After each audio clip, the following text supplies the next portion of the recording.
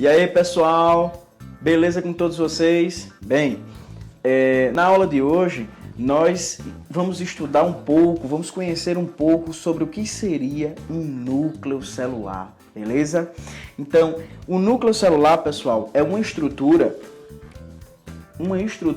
na qual é composta por uma bicamada também fosfolipídica, tá? Uma bicamada também fosfolipídica.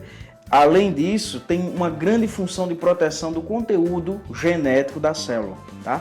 Então, como vocês podem ver na imagem, o núcleo celular, ele é composto, pessoal, por poros, tá? Além dos poros, tem o nucleolo, tem a cromatina, tem o nucleoplasma, tá? São todas elas estruturas que estão envolvidas formando o que a gente chama de núcleo celular. Uma das principais funções do núcleo, como eu já havia falado antes, é proteger o conteúdo genético da célula, tá? Uma vez que, além disso, os poros que são existentes no núcleo celular são os canais que permitem a comunicação do conteúdo interno do núcleo com o citoplasma, tá certo? Como o núcleo celular ele tem suas importâncias, suas funções, o material genético também tem sua importância e suas funções. Repare que o DNA de qualquer tipo de célula, ele é formado por nucleotídeos, tá certo? Que são, na realidade, adenina se ligando com timina e citosina se ligando com guanina. Lembrando, Aguinaldo Timóteo Gal Costa, a adenina se liga com timina, assim como citosina se liga com guanina. Adenina, timina, 2 pontes de hidrogênio. Citosina, guanina, 3 pontes de hidrogênio. Tá certo? Então, o que é que acontece? Todo nucleotídeo que é base de formação do DNA, ele é formado, obviamente, por um grupamento fosfato, por uma pentose, que na realidade é um açúcar, é um tipo de carboidrato, e uma base nitrogenada. E essa base nitrogenada, geralmente, é o que dá nome ao DNA. Tá certo? Aqui eu tenho um modelo em que me mostra a minha pentose, o grupamento fosfato, e aqui timina, se ligando por 2 pontes de hidrogênio com a adenina, a pentose e o grupamento fosfato. Repare que entre a timina e a adenina eu tenho 2 pontes de hidrogênio, certo? E entre a citosina e a guanina eu tenho 3 pontes de hidrogênio. Aqui eu tenho uma demonstração do DNA, da dupla hélice do DNA, certo? Mostrando aí o suco menor e o suco maior. Bem, e a partir daí, professor, o DNA por si só, ela é uma molécula extremamente frágil. E no meio citoplasmático existem inúmeras enzimas que poderiam destruir o próprio DNA. Sabiamente, a natureza ela trabalha na produção de determinadas proteínas que se associam ao próprio DNA e formam novas estruturas, tá? Estruturas essas que nós chamamos de cromossomos, tá certo? Então, os cromossomos nada mais são do que moléculas ou entidades, corpos físicos formados de DNA mais proteína histona.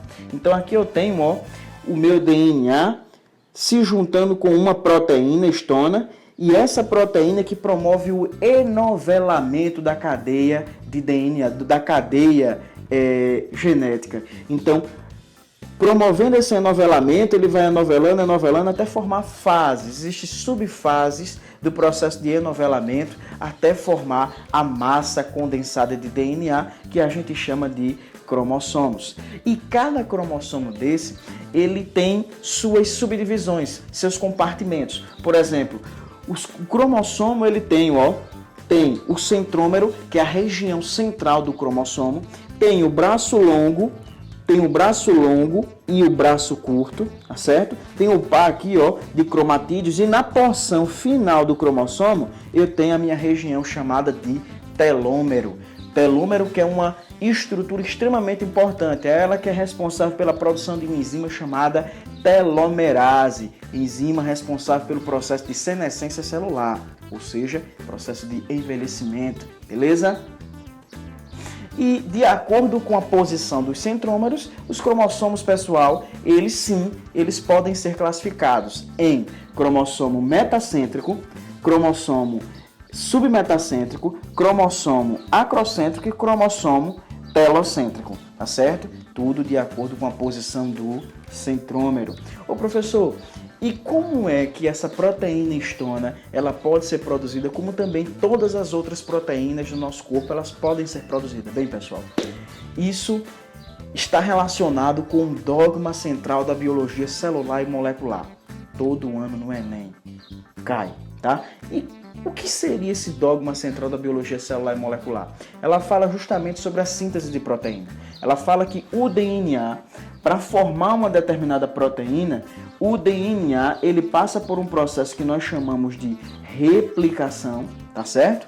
E a partir da replicação do DNA, existem enzimas que estão trabalhando nesse processo, tanto no DNA como no RNA, até a síntese de proteína. Existe uma parafernália de enzimas, aqui é só um modelo simples para todos vocês. Eu tenho uma replicação do meu DNA, e a partir do momento que esse DNA ele é replicado, ele passa a ser transcrito, ou seja, primeira etapa, duplicação ou replicação. Segunda etapa, transcrição. E nessa transcrição seria do DNA para o RNA, que é o RNA mensageiro. E é justamente essa porção de RNA que vai sair do núcleo da célula, migrando para a porção citoplasmática. E é onde lá ele vai encontrar uma organela chamada de polissomo ou ainda ribossomo e vai realizar o processo de leitura da minha cadeia de RNA mensageiro, ou seja, levando a mensagem do meu DNA para a região citoplasmática,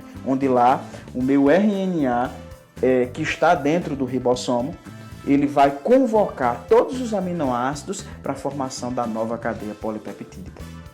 Lembrando, pessoal, o DNA ele passa por uma duplicação e após a duplicação, uma transcrição em RNA mensageiro e após a transcrição, uma tradução que vai acontecer na porção citoplasmática, lá ao nível dos ribossomos, tá certo? Pois bem, pessoal, por hoje é só. Se você gostou, dê um like, dê um joinha aí. E se ainda não, pessoal, se inscreva no meu canal. Tá aparecendo aqui abaixo, ó. Se inscreva, ainda tem tempo. É gratuito, pessoal, e você tem acesso à informação precisa. Com certeza, pessoal, vai te ajudar bastante no Enem.